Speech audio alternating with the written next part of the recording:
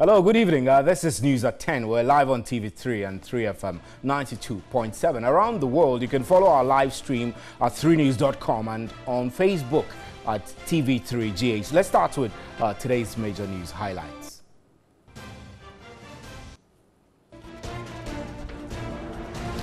Zimbabwe's President Robert Mugabe has resigned. A letter from the former president said the decision was voluntary and that he had made it to allow a smooth transition of power. The surprise announcement halted an impeachment hearing that had begun against him.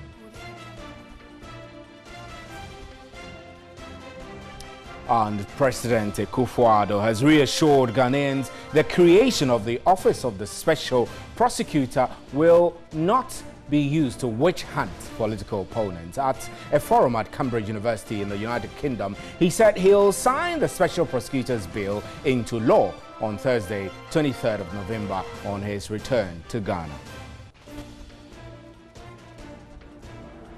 And the Supreme Court has set November 28 for its ruling on the application for stay of execution by businessman Alfred Agbeshi Woyome, pending the outcome of a suit filed at the African Court for Human and People and Human Rights. This was after hearing the legal arguments of counsel for Woyome, Osafo Boabing, and Deputy Attorney General Godfred Dame.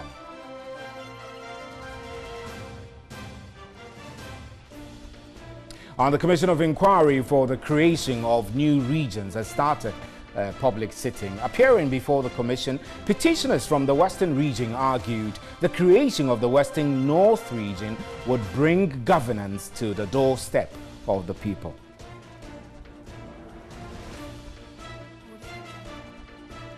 So those were our major news highlights. Remember, you can hear us live on 3FM 92.7 as well. You can get interactive with us on Facebook and on 3news.com. Up next is the big one.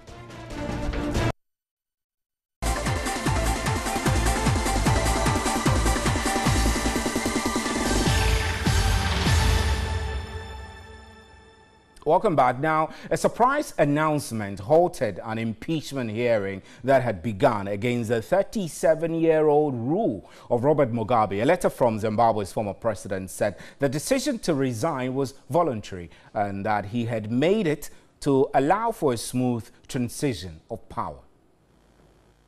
Zimbabwe, Amendment number 20, 2013.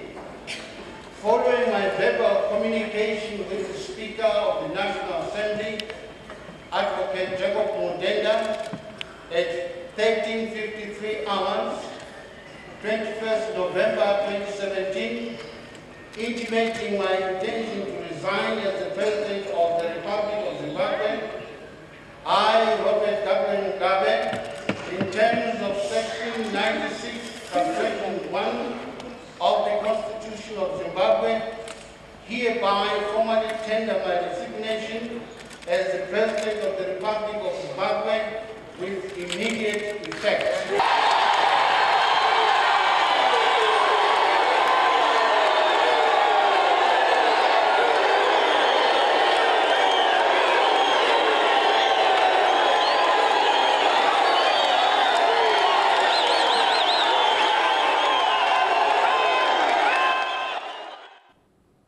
And thousands of Zimbabweans poured onto the streets of the capital, Harare, to jubilate over the resignation of President Robert Mugabe.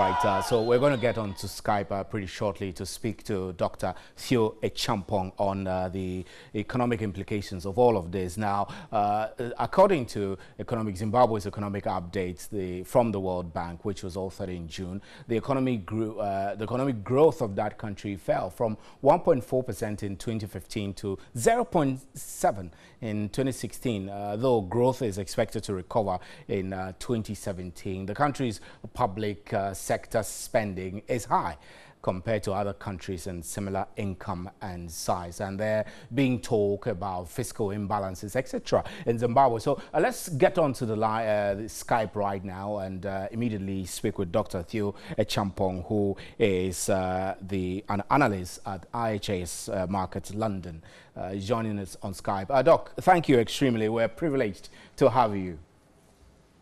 Thank you. So Zimbabwe's economy hasn't been exactly good. As you heard, the figures don't look good. The economy has been plummeting from 2015 down to 2016, although the indications are that 2017 is expected to get better. We can go on and on and on. But do you get the sense that kicking Robert Mugabe out is likely to have any significant impact at all on the direction of the economy? Yes, thank you once again. I think you can actually answer it in two ways. So in the short term, this is not going to significantly alter the course of, how the economy is panned out, in the sense that there are very systemic structural issues to do with the economy, where you just mentioned, the IMF saying growth being 0.7%, 0.7% in 2017, and we actually are estimating growth at just around 0.8 to 0.9%. If you look at the nature of the budget composition in Zimbabwe, almost 90% of the budget goes to pay salaries and wages, as compared to capital investments into the productive sectors of the economy. These are systemic structural issues that bedevil the Zimbabwean economy, and that would not be solved or resolved overnight by, with Mugabe's resignation, and tomorrow with the vice president taking over as the interim president until the election. However, going forward, that is where the opportunities lie, the opportunities that would then enable Zimbabwe to come back to its former self as the breadbasket of Africa.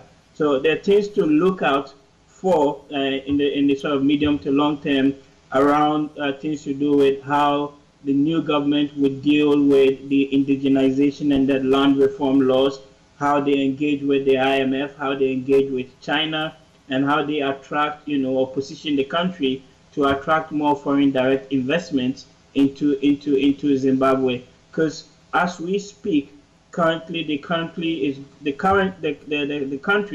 has got just about 1 month of import cover in terms of its international reserves, and that is something that needs to be addressed. And the liquidity crisis, as we've witnessed over the last 1.5 years, with people queuing up at the ATMs to withdraw money, sometimes overnight, those issues need to be addressed, but it's not going to go away overnight. With I can imagine that. Now, there are also concerns that the land redesignation policy that Robert Mugabe championed was one of his most forceful policies, where lands had to be reassigned and all of that. Now that he's no longer the president, do you get the impression that these sweeping changes, land reforms, among others, which obviously resulted in a lot of lands going into black hands away from white competent hands, do you get the impression this is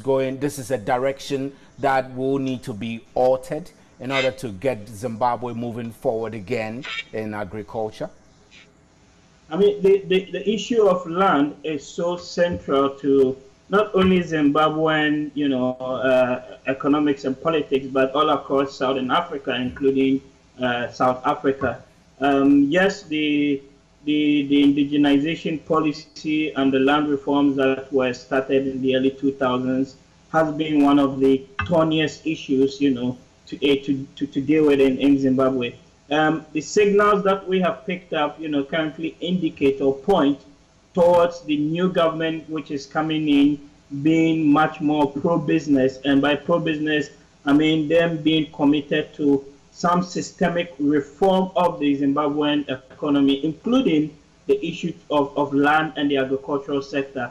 So yes, definitely we are expecting some sort of policy changes with regard to the land issue.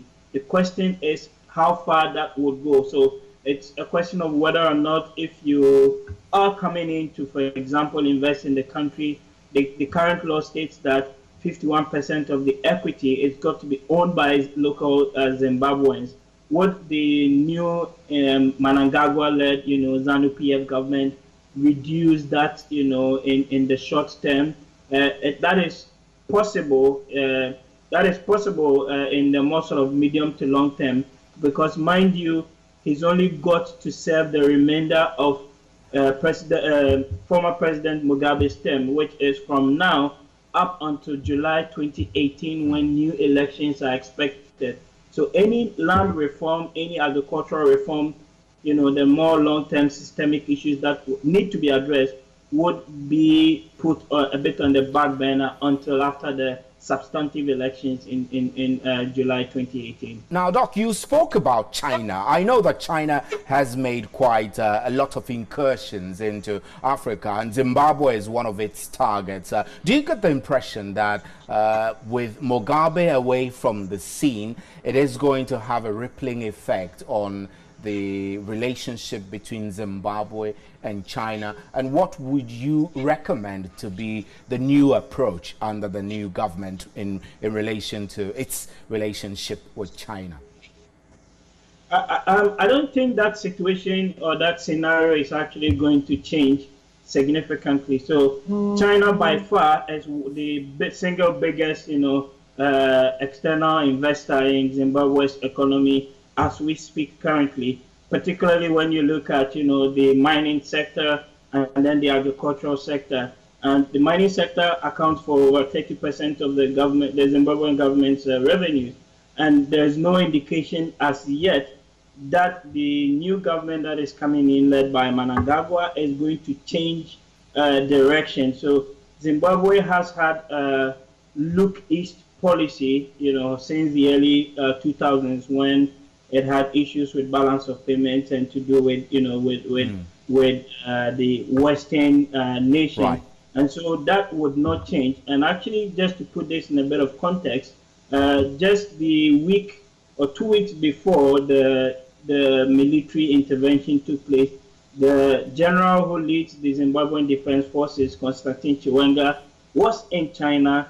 And then it was also reported that after the ouster of the vice president, he had found himself, in China as well, which signals or does indicate to us that that relationship between Zimbabwe and China is going to continue into the foreseeable future.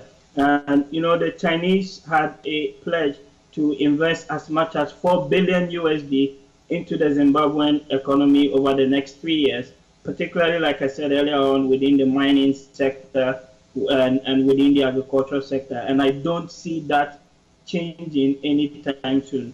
Of course, with the new government coming in, there's also an opportunity now with other Western, nations and businesses to also go into the country to, pitch for investment in there. But it will still, in the short term, be driven more by Chinese investments than, Western-based investments. Right, Dr. Champong, we're grateful for your time. Thank you very much. Dr. Theo Champong is a senior analyst at IHS Markit London. And let's still stay with Zimbabwe. The chairman of the Zimbabwean community in Ghana, Tinashe Nyikadzino, says the focus of the next government should be on job creation and economic empowerment of the country. Speaking on News 360 earlier, he expressed happiness at the decision of Robert Mugabe to resign after 37 years in power. We're very excited, we're very happy with what has happened in Zimbabwe today. And I guess every Zimbabwean, wherever they are in the world, They are all excited. They are all over excited, in fact. I see. Now, for those of you here in Ghana, how were you expecting this development there in your country? Really, like any other Zimbabwean, we never expected this to happen in Zimbabwe. Taking into consideration that President Mugabe has been our president for 37 years. He was a very strong man. He had a very strong hold in every part of the security in Zimbabwe. So these developments were really a big surprise to every Zimbabwean. But at the same time, they were very welcome as well. Is it the case that now most of you who left the country because of Robert Mugabe would go back after his exit? Well, we really wouldn't say we'll go back at the moment. This has been a very positive development of what happened in Zimbabwe now. But as you know, Zimbabwe had been grounded right down to its knees. There's no jobs in Zimbabwe. The industry is not functioning. There's nothing. So people cannot go back now. What will people wait for is to see what the next government is going to do in terms of revamping the industry, creating jobs so that people can now say, yes, there's jobs back home. Everything is functioning normally. Yeah, we can now go back home. But at the moment, I guess we will all hold on and see what the new government has got to offer us. And still on Zimbabwe, we spoke to the Dean of the Ghana Armed Forces Command College, Professor Vladimir Antwi Danso, who is cautioning that Zimbabwean authorities to handle the transition with utmost care as it could trigger chaos. President Robert Mugabe resigned his position as president after 37 years of leadership. For me, the most important thing is the ability of the military to do it quietly and tactfully in order that the security situation which they saw as deteriorating and which they arrested would not reoccur one way or the other. And I believe that even that speech you are referring to was also part of the tactical game. They allowed him to appear at the congregation. They allowed him to be showing as if he's in charge. But there were some little things in the speech you need to take cognizance of. Number one, he said, I am still the head of state. Absolutely. The military has pointed out some bad things towards me, and I accept them. We are still in dialogue. These were signs that I believe he was being exited tactfully.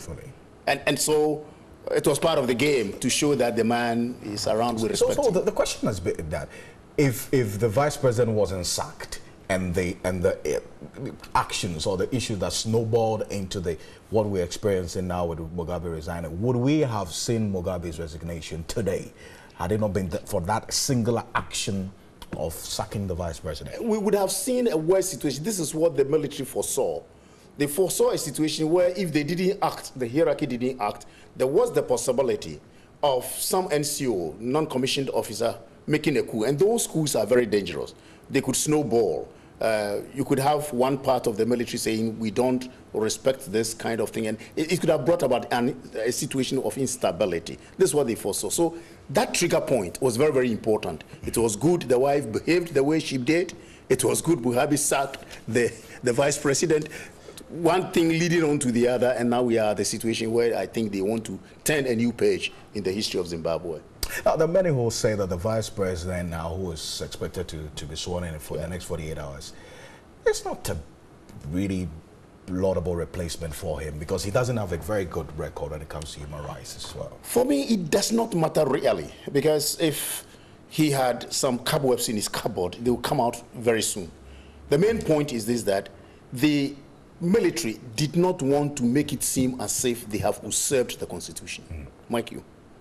And so the man was working with Mugabe. The man was sacked by Mugabe. Now let's have him come back and finish the term of Mugabe. Very constitutional thing.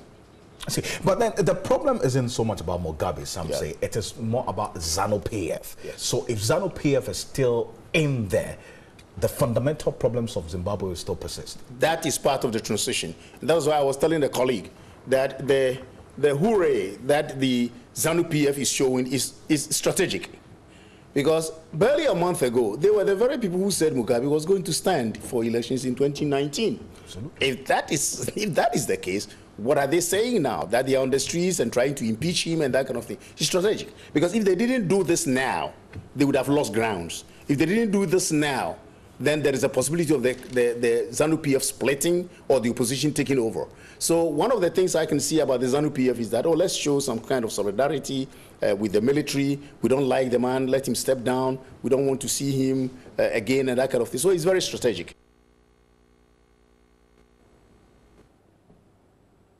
This is still News at 10. We have more news for you. Please don't go away.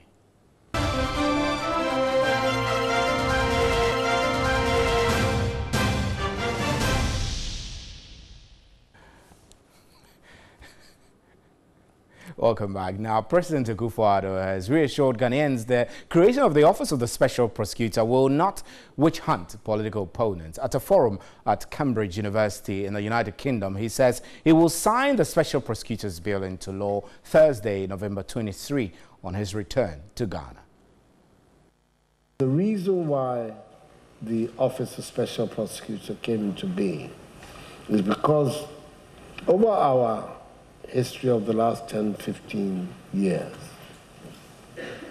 any time politicians are stigmatized for criminal conduct, the chorus rises, witch hunting by their political opponents. As if somehow or rather, when you've been a minister or you've been an official of government, if you're held to account, something untoward is taking place. It's witch hunting. So, and the idea that an attorney general, who's essentially a political figure in our system, just like here,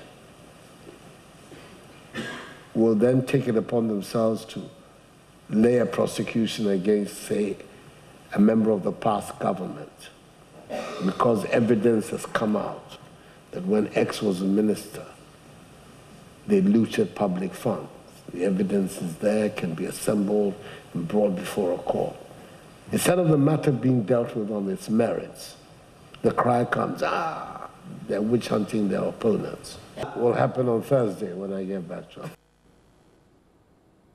And the Labour High Court, presided over by Justice Lorinda Owusu, has dismissed an application by some 1,300 ex-soldiers who sued the Ghana Armed Forces Chief of Staff, Defence Staff and the Attorney General, challenging their wrongful dismissal in 2010. There was no order as to cost awarded. The Labour High Court held that on the balance of probability, the ex-soldiers failed to establish a clear case against their former employers and that their reliefs could not be granted. The court thus dismissed their application. Victor Kwesi Opeku is lawyer for the ex-soldiers. The maximum number of years they were entitled to serve was 25 years, after which the defendants were supposed to have released them or given them a notification of release, which requires a 3-month notification. Now, the state did not do that or failed to do that and continued to use the services of my clients in operations such as in Rwanda. So some of them served beyond the 25 years. Indeed, some of them served up to 32 years. They served the state. And then, when it was time or when the state decided to release them, they decided not to comply with the laid-down procedure for release of soldiers. According to the former military men, their recruitment was subject to terms and conditions laid down in the regulations of the Ghana Armed Forces, but their removal did not recognize that process. The ex-military men were seeking a declaration that their removal from the service without recourse to the Armed Forces regulation and due process is unlawful. They were also seeking an order that each of the affected ex-soldier be compensated with an amount of 20,000 cedis as damages for the unlawful release. Lawyer for the ex-soldiers Victor Kwesi Opeku said his client will immediately appeal the decision of the Labour High Court. We are going to sit again, apply for the complete record of proceedings and the judgment, entire judgment of the court, and then we take our necessary action at the Court of Appeal. And that's how we wrap up with News at 10. Thank you extremely for making time. I'm Stephen Enti. On behalf of the crew here, good night. And there is more news at 3news.com.